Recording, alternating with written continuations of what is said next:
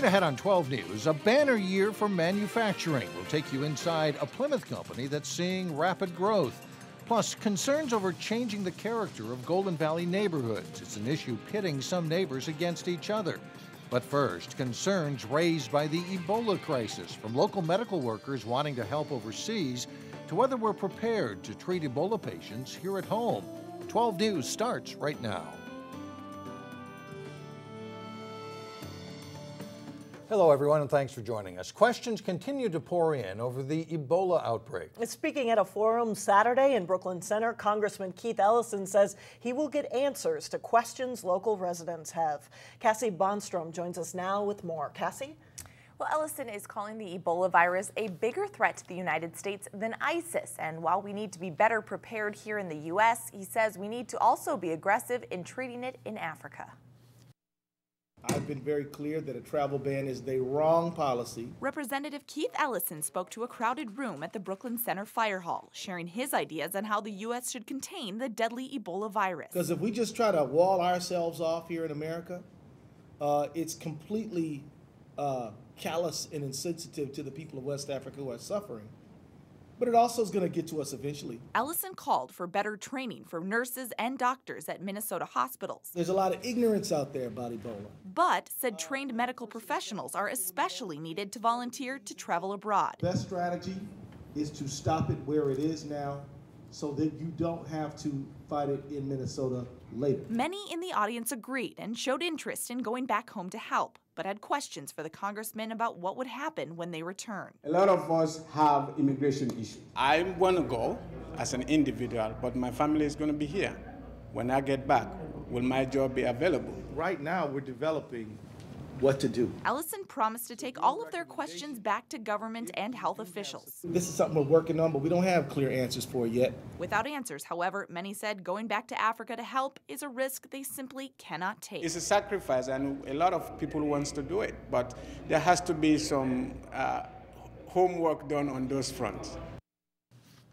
Another big concern was whether volunteers who put themselves in harm's way to treat Ebola patients would get the same medical treatment here if they, too, contracted the disease. Now, again, Mike and Alex Ellison and other health officials promised to come back with concrete answers to all of their questions. All right, more to come. Thanks, Cassie. Definitely. Thank you. Meanwhile, the Minnesota Nurses Association is demanding stricter safety guidelines when it comes to treating Ebola patients. As reporter Sonia Goen shows us, they even wrote a letter to President Obama asking for help. Healthcare workers are scared. Local doctors and nurses will be on the front line if someone in Minnesota contracts Ebola. We want to be overcautious. Linda Hamilton is the president of the Minnesota Nurses Association. Her group is calling for tougher safety standards. We need to have the whole hazmat suit on that allows no chance for any fluids to go through onto our hands, onto our skin. The Department of Health says healthcare professionals are at a greater risk of getting Ebola because they come in contact with bodily fluids. We do know that nurses have contracted the disease from caring for their patients. The Minnesota Nurses Association sent this letter to President Obama, asking for uniform national safety standards. We need to have the right procedures, protocols, equipment needs to be there at the bedside, at the point of entry into the healthcare system. Sonia Goins, 12 News. The Minnesota Nurses Association also wants better training. The CDC, meanwhile, is expected to issue new safety guidelines this week for healthcare professionals. In other news, a Brooklyn Park woman is accused of intentionally trying to run over another woman with her vehicle. The incident happened early Saturday in a downtown Minneapolis parking lot. Vanessa Yuzong is in police custody facing felony charges. Witness told police that Yuzong allegedly veered towards another woman, even as that woman was trying to get out of the way. Minneapolis police say there was some sort of altercation leading up to the woman being struck. The woman is hospitalized and in a coma. Brooklyn Center police have identified the man they believe was seen peering into homes. 34-year-old Gentry Johnson of Minneapolis is believed to be the man in this photo. Police also believe he may have traveled to a different state. The suspect was spotted outside Brooklyn Center homes at least 3 times. A plan in Golden Valley that temporarily puts the brakes on new single-family subdivisions is facing legal opposition. Now the City Council will have to sort through the details and decide whether some developments should be allowed to proceed. Delane Cleveland joins us now with more to explain. Delane? Mike and Alex, it's a battle that pits people who want to maintain the character of their neighborhoods against developers who want to add density to residential areas. One resident described it as an Old West shootout.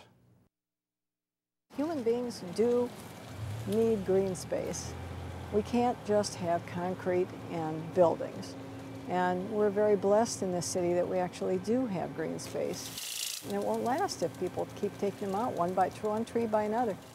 Pam Lott lives across the street from a small wooded area that could one day be the site of a new single-family home. Lott and other Golden Valley residents are trying to preserve some of the natural landscape. Last month, the Golden Valley City Council voted to put a 6-month moratorium on subdivisions so the city can study the possibility of creating new zoning standards to preserve green space. The moratorium would not have impacted developments proposed before last month's vote, but a group of residents hired an attorney saying otherwise. Now the council has to sort it out. I know a few people feel that we're changing the rules in the middle of the game, but if our residents feel strong enough to hire an attorney and bring this forward, it's our responsibility to look at it and weigh those options as well. The Golden Valley City Council will hear from people representing both sides of the issue and come to a conclusion at Tuesday night's council meeting. Meantime, the city's moratorium on subdivisions runs through March. Mike and Alex? All right, thanks a lot, Delane. Still ahead, a Plymouth manufacturing company seeing double-digit growth. Find out the reason for its success. Then later in sports, the Hopkins girls soccer team is set for its first state tournament appearance in school history. But first, pleasant weather is sticking around. Sunny blue skies expected on Tuesday.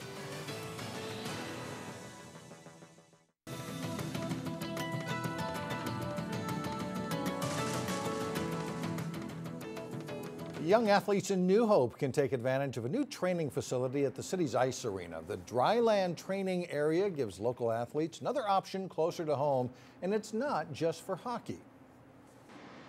The Youth Hockey Association came to us and targeted us with this spot for this dryland opportunity, but it does also open up other opportunities for other programs.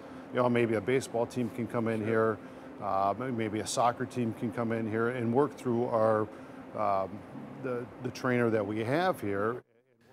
A Hennepin County Youth Sports Grant, Armstrong Cooper Youth Hockey, and an Ice Arena Endowment Fund paid for the $34,000 project. This week, Minnesota is putting the spotlight on the state's manufacturers for employing more than 300,000 people and contributing $43 billion to the economy. In this week's Business Matters, a Plymouth company is seeing double-digit growth in its manufacturing business, and it might surprise you to find where the demand is coming from. Any manufacturing environment uses our types of products. At Banner Engineering in Plymouth, machines run around the clock to manufacture sensors and other lighting components used in factory equipment. Even the equipment they use has their own product in it. So we actually build the sensors, sell them to this company, and then we end up with a piece of equipment with our own sensors on it. Business is doing very well for us right now, yes. In the last 2 years alone, Banner Engineering has increased its local staff by about 20%, with 430 employees currently working in Plymouth. Domestically, probably our largest market is automotive. Any of the factories that produce cars will be using our sensors. This is where we actually package all the material up to go out to our customers. While this company ships its products around the world to countries including Germany, China, and Canada, 60% of its business is domestic. And that's where Banner is seeing its largest growth this year, including in the pharmaceutical industry. There is a trend towards regional manufacturing, where you are trying to put manufacturing and distribution close to where your customers are to facilitate quick deliveries. That bodes well for this company that currently has 19 local job openings and doesn't foresee a slowdown. We're planning for growth, and I think that's part of what's exciting about our business. Banner Engineering employs 1,100 people worldwide. It is headquartered in Plymouth. Coming up, Plymouth like perhaps you've never seen before. And up next in sports, the Park Center football team gets ready to make a run as the playoffs begin. John Jacobson has that and more when we come back. The football playoffs already just around the corner. It starts Tuesday night, and Park Center is in it with an improved offense. Yeah, they've been able to put some points up on the board this year, and they slid a little bit late in the season, but I think they got a chance to win at minimum their first game here in the quarterfinals. The football playoffs do kick off Tuesday night for a few local teams. The Park Center Pirates are hoping to build on a promising regular season. Park Center enters the postseason with a 4-4 record. After a 3-0 start, though, the Pirates found the going tougher against Northwest Suburban Conference teams and lost 4 in a row. But they ended the regular season with a win over Irondale, giving them a shot in the arm heading into the playoffs. We feel good. We, even though we went through some adversity during them 4 losses, feel great to get the win at the end to get the confidence going to sections. We faced some adversity with our losses, and we feel like there's some things we could have done better and maybe change the outcome a little bit. But as a whole, we think it's been a little better than we could have hoped for. I mean, it's a different Park Center, and we're trying to change things. So we're pretty proud with how we've done so far. The Pirates are the 4th seed in Section 6-4A. Their quarterfinal opponent is Fridley in a rematch of a game that the Tigers won last fall. Park Center's eager for a little revenge. I think it's going to be a little better than last year.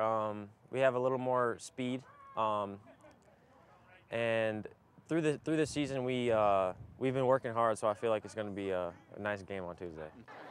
Park Center and Fridley kick off at 5 o'clock Tuesday at Park Center. Brooklyn Center, Breck, and West Lutheran are the other local teams that start the playoffs Tuesday. The Class 6A playoffs begin Friday. 2 local girls soccer teams, Park Center and Hopkins, are making their program's state tournament debuts this week. For the Royals, it ends years of frustration. Hopkins had lost in the Section 6AA tournament final 3 straight years before breaking through this month with section tournament wins over higher-seeded teams Armstrong and Wayzata to qualify for state. Armstrong we've had trouble with in the past. They're definitely a good team, but we were confident we could go out and beat them. And then also Wayzata, I mean, we went to them and lost them this season, so that's like, it's kind of a toss-up, but we were definitely confident throughout. We've worked so hard so many years for this, and we finally achieved it, which is something we knew we could always do, and it's just awesome to see all of our hard work finally pay off. The Royals have had a few days off preparing for state. Hopkins is unranked, and with 5 losses during the regular season, they were unseeded for the state tournament. Hopkins is matched up with top-seeded Egan in the quarterfinals. Preparing for any state tournament game is new ground for this program. It's a new thing for us, trying to figure out we still get to practice and still get to play out here. So it's a great experience for the kids, and just to be able to be out here and be one of the last teams left and still being able to practice is really great for us. Hopkins and Egan play at 5:30 Tuesday afternoon in Cottage Grove. We'll have a look at the Park Center Pirates girls team Tuesday starting at 4 o'clock here on 12 News. The section volleyball playoffs get underway this week. Here's a look at where the local teams are seated. Champlain Park is the #1 seed in Section 5-3A, followed by Totino Grace and Osseo. Then it's St. Michael, Albertville, Blaine, and Maple Grove. After first-round matches on Tuesday, the quarterfinals are Thursday. The Rogers Spring Lake Park winner is at Champlain Park. Totino Grace hosts Centennial or Mounds View, and it could be Maple Grove Osseo in the matchup of the Crimson win in the first round. The semifinals are next Wednesday, and the final is November 1st. In Section 6-3A, Eden Prairie edges Hopkins for the top seed. Wayzata is seeded 3rd, Minnetonka 4th, Benilde St. Margaret's 6th, Armstrong is 9th, and Cooper seeded 11th. Thursday's quarterfinals have the Armstrong Edina winner meeting Eden Prairie. Benilde Cooper winner takes on Wayzata on the first of a doubleheader at Hopkins, and the host Royals will face the Orono Washburn winner. And in Section 5AA, several local schools will open play this week. Park Center and Brooklyn Center are both in the North bracket. Defending 5AA champion Maple Lake is the top seed in the South. Providence Academy and Breck are also in the South bracket. In Section 4A, Heritage Christian Academy is the #2 seed. And the state tennis tournament for girls gets underway Tuesday. Breck in the Class A tournament. All right, something to watch. Thanks a lot, John. In Local Vote 2014, we are looking at City Hall races in Brooklyn Center this week. Starting with the race for mayor, incumbent Tim Wilson is running for a third term as mayor. He cites redevelopment in the city as a major bright spot. Challenger Mike Elliott stresses jobs and education. Hi, my name's Tim Wilson. I've been your mayor for the last 8 years here in Brooklyn Center. I'm running again for office this year. I ask for your vote and your support. Brooklyn Center has done some amazing things over the last 8 years. We've got redevelopment going, local economies going. Everything seems to be pointing to a very bright future for Brooklyn Center, and a redevelopment effort will help with that immensely. November 4th is a general election, so I would encourage you to come out and vote, and when you do, vote for Tim Wilson. Hi, I'm Mike Elliott, and I'm running for Mayor Brooklyn Center because, like you, I care deeply about our great city. Since this mayor took office 8 years ago, taxes have increased every year, squeezing family budgets and seniors on fixed incomes. We've also seen good-paying jobs be replaced with low-wage jobs, leaving people in Brooklyn Center behind those in our neighboring cities. Over 80% of our students are failing reading, math, or science, or a combination. These realities are just not acceptable. We need to do better. We can do better, and we must do better. We can be first in jobs, business development, and providing opportunities for our young people. Brooklyn Center has the potential to be a vibrant first-class city. If you believe as I do, then I ask for your vote. And together we will create a brighter future for our city. Thank you very much. Still ahead, pictures of Plymouth worth more than 1,000 words. A priceless ending when we come back.